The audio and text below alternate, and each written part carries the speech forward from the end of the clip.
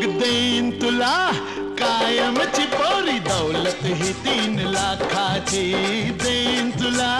कायमची पोरी दौलत ही 3 लाखाची मंगळवारी नको मंगळवारी मलमल आणा की ढाक्याची अग देईन तुला कायमची पोरी दौलत ही 3 लाखाची ग देईन तुला कायमची पोरी दौलत ही 3 लाखाची